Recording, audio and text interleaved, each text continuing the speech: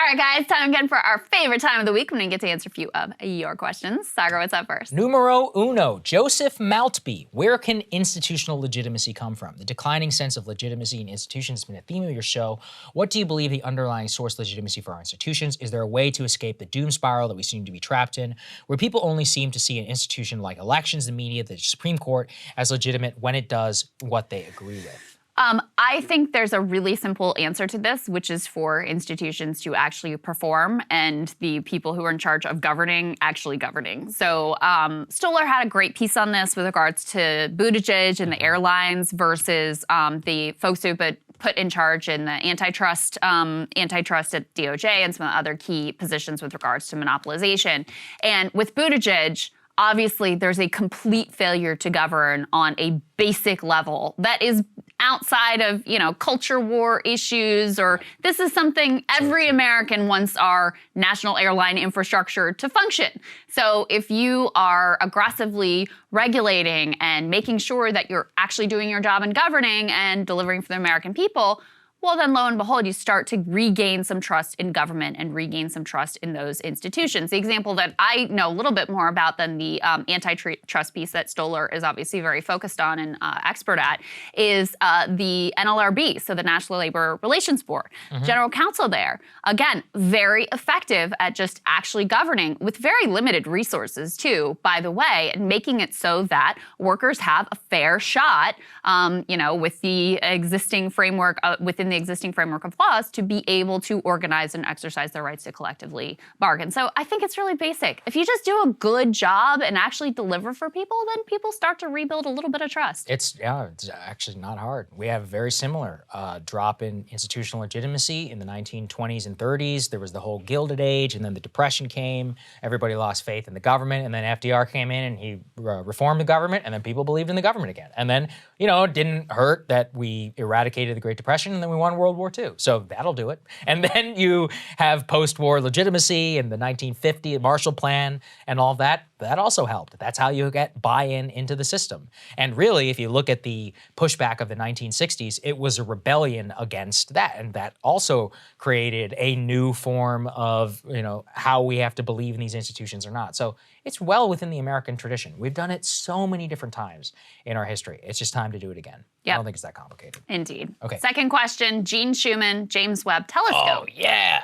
Apologize if I've missed any talk of this, but it does not seem like you mentioned it. It's not particularly relevant to modern political nuance, which seems to be your focus. But the James Webb Telescope, operating successfully, is by several orders of magnitude the most important scientific news of the past several years and is easily one of the greatest achievements of modern society. I think you're doing a disservice in the face of all the turmoil of our modern society not to bring this pristine feat of human ingenuity, engineering, and curiosity to the forefront. I think we all feel we're flailing around as a society. This is about as big a win as you could ask for on the scale of global human activity. Saagar.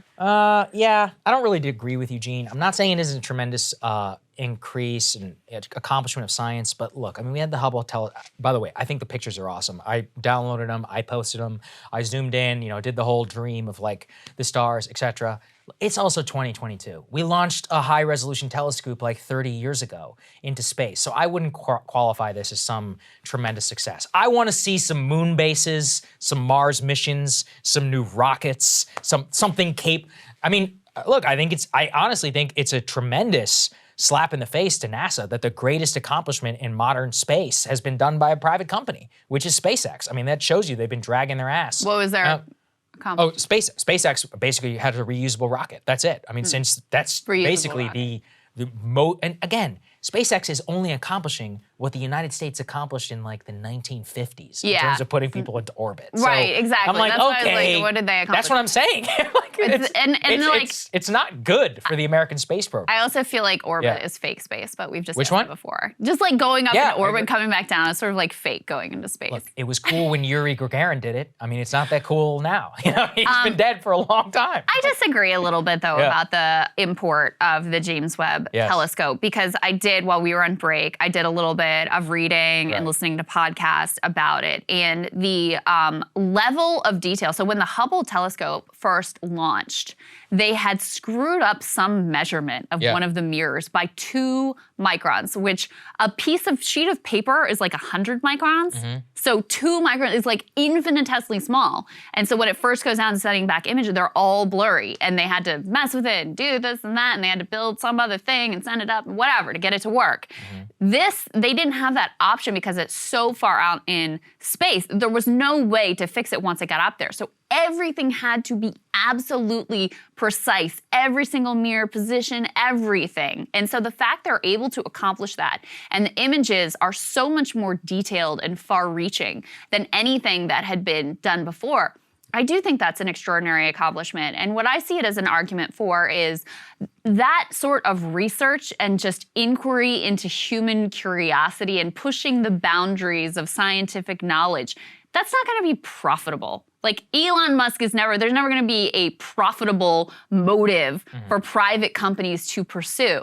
So to me, it really demonstrates why it's so important for governments to continue to invest in science and research. Not to mention, I mean, the internet, so much of our technology has come from government research. All of the new drug molecules that have been developed, pharmaceutical molecules that have been developed over the past couple of decades have come from government research. So to me, it does show why it's still so important to invest in this sorts of technology. And in terms of, if you're interested in potential extraterrestrial life, one of the things that they'll be able to do with the telescope is, be able to more accurately understand the climate and atmospherics on these planets that are incredibly far away, to sort of gauge how many planets there might be the possibility of life. I don't disagree. I'm not a fan of private companies being the forefront of space. I think it should be the government. That's why I'm disappointed, frankly, in NASA. I mean, I think NASA really has dropped the ball over the last 30 years. The fact that we were using the Russians in order to get to space before SpaceX stepped up is a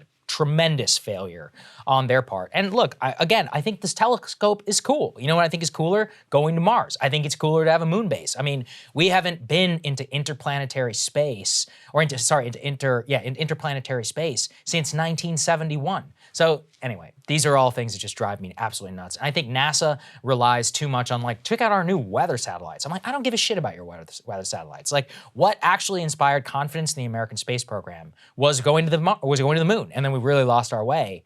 Basically, Nixon administration. There's a lot of history that goes into it, but anyway.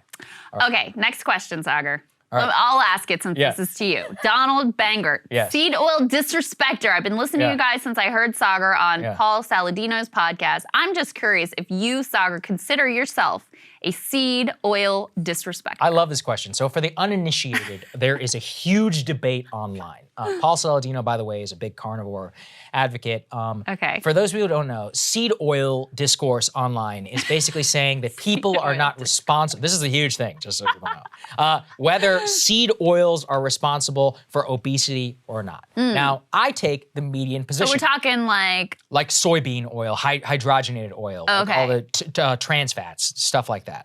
Basically, the massive spike in seed oils in American foods in post-1970 is solely responsible for obesity. I don't believe that whatsoever. I mean, there's no independent evidence that seed oils itself are responsible for obesity. Obesity is not complicated. You're eating more than you burn. Calories in, calories out is literally the laws of thermodynamics. Now, does it help? No. I mean, it doesn't help because there's a lot more calories. It makes it so that it's probably more addictive whenever you eat it. So I'm more of one of the median guys where I don't say that seed oils themselves are responsible, but it is representative of the corruption of our food and the fact that it's much more calorie dense, a lot more unhealthy, has to do with government subsidies and mores and policy. So anyway, that's where I fall in the seed oil discourse. Where the trans fat debate thing came? Well, that's from the 2000s. So there was the trans fat debate in terms of hydrogenated oil, but there's been a big increase in the amount of seed oils, specifically like avocado oil, anything that comes from an oil. People are like, hey, you should use,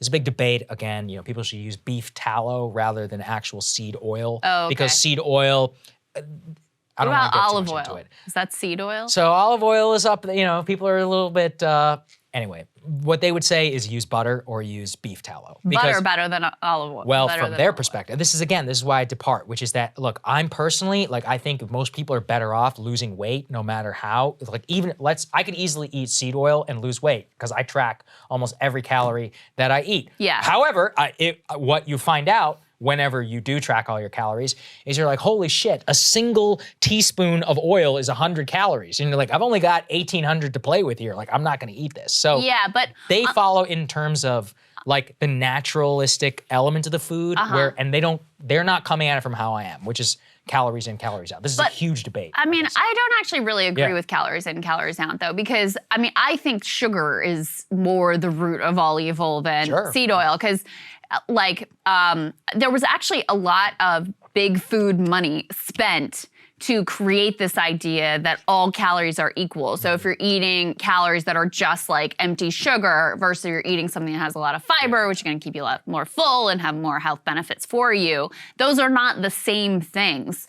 You're talking nutrition, and I'm talking pure weight. So like, this is why it matters, which is, and by the way, I agree. As in, I don't eat seed oil. I also don't eat a lot of sugar. Yeah. Because a cookie this big has the same amount of calories as a slice of chicken breast. Right. Which is going to be better for you. And not only that, but which is going to keep you, like, full. Sustain you and keep you full and give you the fuel that you actually need to be able to, like, live and exist and perform in the world.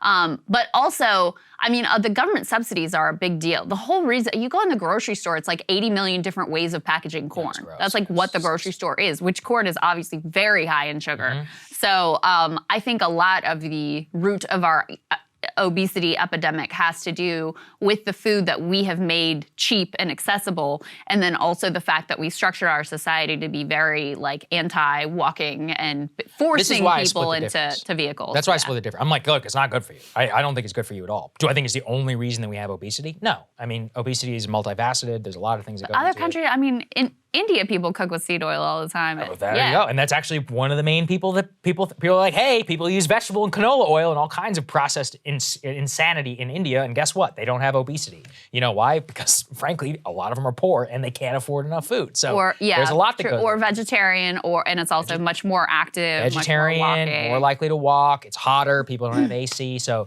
that's a perfect example, actually, of why it's multifaceted. Okay. Next question. To Krystal. Where did your staunch support for labor unions stem from? Is your father or other close family members part of a labor union, or is your hatred of the establishment firsthand experience with them the cause? Solidarity from Local 42, Norwalk, Ohio, plumbers and steam fitters. Shout out. It was a journey for me. When I first started in politics, like a lot of people who are my age bracket, I didn't have a lot of direct experience with unions, although both of my parents did have ties. So my dad, actually putting himself through college, he was a machinist. His dad also was a machinist. My mom was a teacher, so she was in a teachers union, but labor politics, labor unions, it wasn't something that we talked about a lot in the household. It was actually when I ran for Congress and really started, and that was back in 2010, and really started to meet people who were involved in the labor movement and got to know them and got to really understand on, like, a direct first-person basis what this was all about, that I was sold. I think part of it, too, was having lived for a time in a part of Ohio that had been really central, like, labor unions were really strong and had seen their jobs shipped overseas. I was looking for an answer to how do we make sure that we're taking care of workers, that people have wages, that they're able to, bargain, have a say in their workplace, have some autonomy over their day-to-day. And, the data shows that this is the way to go, and it's very empowering. As you guys know, I'm a big believer in actual democracy. A lot of times when we talk about that, we're just thinking about the ballot box. But labor unions give you a voice for democracy at work, and I think that is at least as important. So that's really where it really came from. I would say there's, I'll just name check a couple people. Gene Magruder, the steelworkers down in Norfolk, Virginia, was one of the first people to sort of help me understand how important this was.